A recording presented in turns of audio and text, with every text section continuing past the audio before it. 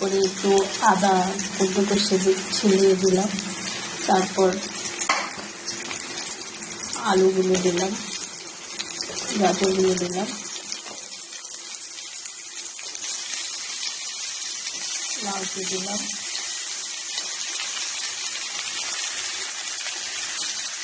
এটাকে ভালো করে ভেজে নিলাম।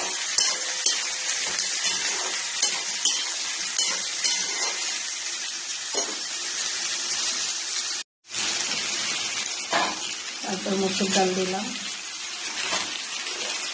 সয়াবিনটা দিলাম, ধুয়ে রাখা চালটা দিয়ে দিলাম, তারপর মাছটা দিলাম,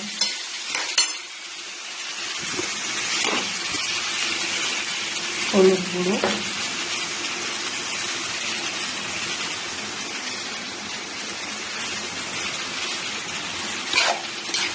সব দিয়ে মশলাটা একসঙ্গে কষে নিচ্ছে। সব সবজি, চাল, ডাল সব একসঙ্গে কষে নিলাম।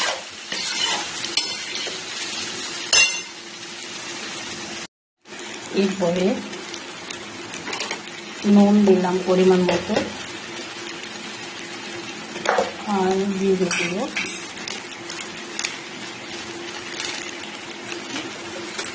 ধনে গুঁড়ো দিয়ে ভালো করে নেড়ে করে কেটে রাখা টমেটোগুলো দিয়ে দিলাম।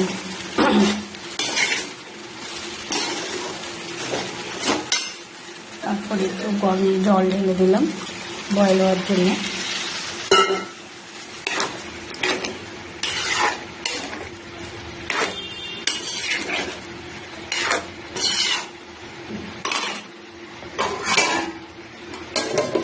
ঢাকা দিয়ে দিলাম।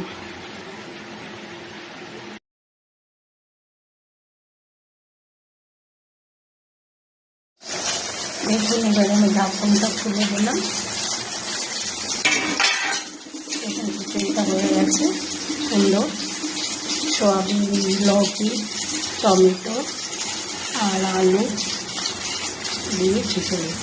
আরেকবার বলে দিই, প্রথমে কড়াইতে তেল দিয়ে জিরে ফোড়ন, লঙ্কা ফোড়ন দিয়ে কেটে রাখা সবজি, লাউ, গাজর, আলু দিয়ে ভালো করে কষে নিলাম।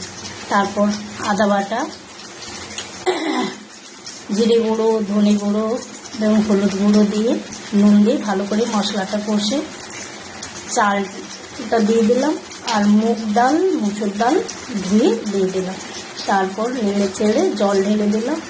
1 ঘন্টার মধ্যে ঝিমিয়ে আছে, ঢাকা দিয়ে দিলাম। এখন সুন্দর খিচুড়ি হয়ে গেছে। বাই।